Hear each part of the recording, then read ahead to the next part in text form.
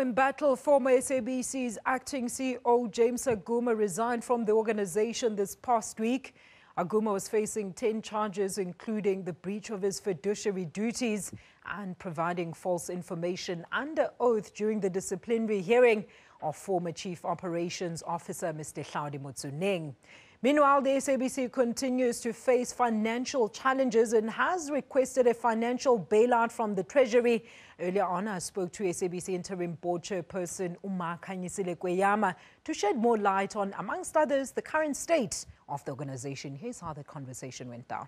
A 24-hour job, and like we're supposed to be a board, we're not executives, but there were just a lot of things that needed to be bedded down, and key amongst them is governance, because you can do all sorts of things. You can discipline, but if governance is not in place, then things start falling apart. So that's one of the main tasks we just put ourselves to ensure that the organization has the proper framework for making decisions, for people to operate and all those things. And of course, in the middle of that is just making sure that people feel there is law and order back at the SABC. You know, people like yourselves who work here, you know, when we see you on screen, we forget that you're actually an employee. Absolutely. And it's important for the public to understand that for you to come here and face the public, and you've got all this baggage behind you. You've got interference, you've got not knowing whether you're going to be threatened, you've got the fear, you've got the intimidation. Doesn't bode well for the broadcaster. So it was just an element of those. Hence, we ended up just being so hands-on, whereas a board will come in, do what it needs to do and go out. But we've had to deal with employees saying, oh, well, my case has been on the board for so long, for 3 years, for 5 years, and nobody's attending to me. I've been fired illegally, all those things. So it's just been a combination of putting things back on track, making people know that the fear and intimidation, that's not the order of the day. Because people used to fear not only executives, but also not feeling that they have the coverage from the board. Because in the end, the board is supposed to direct strategy, ensure that everything is flowing. But at the same time, when people are doing the right thing, be a sort of a backup to ensure that things will go smooth. So those are some of the things that I say, you can't take them off, you know, because if you ask me, people who are whistleblowing, people who are complaining, I'll say, oh yeah, my email is going on till midnight. But also for people to know that they will send an email and say, but this has been going on for so long and nobody's attending to it, and get a response. And I get that back a lot, because I will respond and people say, thank you for the prompt response. We didn't know that a chairperson will respond. We didn't know that a member of the board will respond. So governance, first and foremost, because the reason things fall apart is because there are no policies. Somebody can change rules overnight. So we've been very tight on ensuring that happens. Let's talk about financials. And finances. How far are we in terms of turning around I thought the you'd wait broadcaster till when the it end comes for to that. I want to hear You don't now. want us to be cut off before it goes off. You know, turnaround is probably not where we are now, but starting to see, you know, they say when you're in ICU, at first it's like the machines are the ones that are controlling you completely. But then you start recovering some, so that we can say that, well, maybe your pulse on its own is picking up and things like that. So that's where we are. That at least, you know, you've been paid ever since we've been here, you know, when we landed here. So I want witnesses to confirm that they have been paid. confirm. So there's that, you know, that in the first week, some of the decisions we had to make were about our salaries going to be paid, watching cash flow closer, ensuring that payments are monitored, you know, forming payment committees, things like that, that you'd normally not do as a board. So the finances are not out of the woods yet. We still need a guarantee to ensure that we continue beyond the 6 months, but we're managing cash literally every week, watching the balances, seeing how much we can pay. You know, we had threats of content being removed from the air when we came here, because there were no payments coming through. but we met with producers. So, you know, managing stakeholders has been a key part, going out there, meeting people, making sure we make promises, and then going back to ensure that we keep the promises that we have made.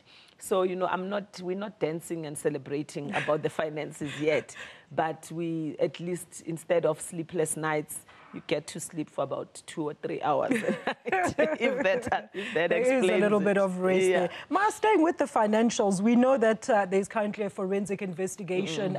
We're not sure. I want you to outline, is it across all staff or is it senior management? Who exactly is being investigated? Because we do know that a lot of the broadcasters' financial woes are actually accumulated through wasteful expenditure. You know, to say there is a forensic, there isn't one overall forensic investigation. And the way forensics work is that either by reason of the AG's report that says there's been irregular expenditure, there's been fruitless, there's been waste and all those things, then you can do your internal investigation. Okay. So we're not going out to look at you and say, what have you done? But we know that there are categories that are not functioning properly. There's the news department that has issues, there's sports that has issues, there's issues from the Auditor General that have come out, and there are those that are in the public eye, obviously, like the disciplinaries and things that are linked to that.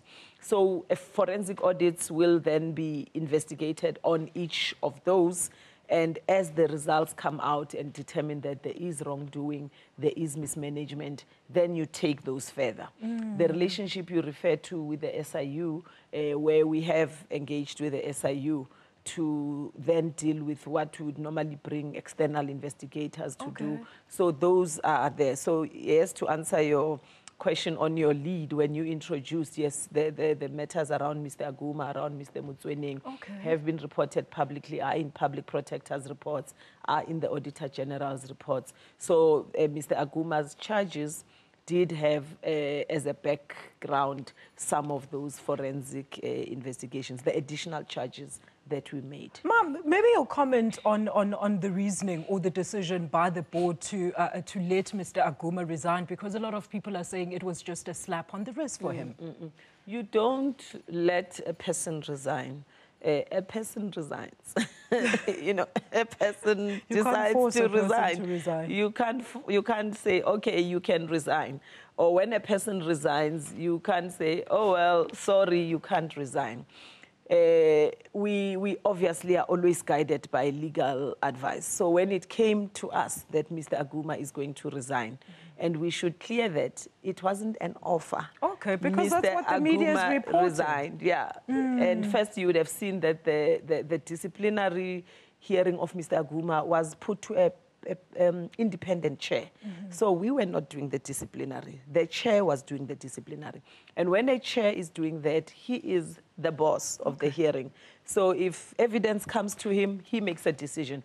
If a resignation letter comes to him, he makes a decision. Okay. So we then get the letter that follows, or we say, well, let's see the letter. No point in saying to us you are resigning when we are not seeing the letter. So the chair, actually, by the time we went public, the chair had already made his decision. Okay, Ma, so does this mean that the SABC is not going to be taking any further steps now against Mr. Aguma? It doesn't mean that. We will continue with the wrongdoing, the irregular expenditure, the wasteless, all those. And we have said that publicly as well, that process continues. The investigation had been concluded, handed over to the SIU, but we are obviously also engaging on what other avenues, because in the end, the board is responsible for collecting the monies that were wasted at the SABC, not the SIU.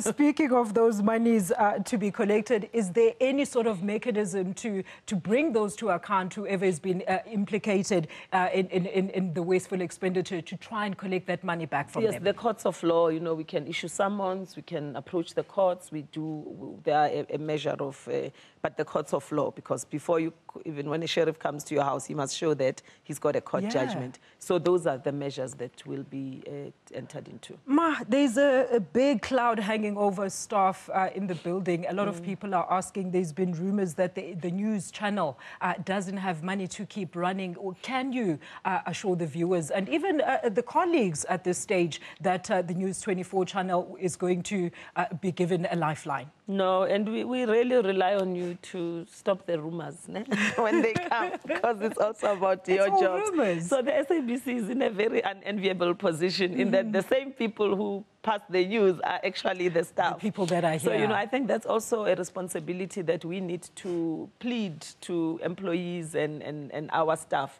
is as we are working with this ship, to work with us instead of working against us. You know, we've had several interventions in the news department where we know publicly that at some states the news staff called the vote of no confidence against executives and all that. So the news department has received particular attention from the board, and that process continues. I think even last week, Mr. Tsedu leads that process with, as the deputy chair, with some of the board members and the senior executives at the SABC. So it's under our radar, and there is no way there will be a rumor out there that things are falling apart. It's our mandate is to provide news, to inform, to educate, to entertain, and we are always conscious of that at all times. And in the various blocks, we ensure that the ship is staying. We don't look at one and let the others fall apart. Okay, now that the money is out of the way, let's talk about this.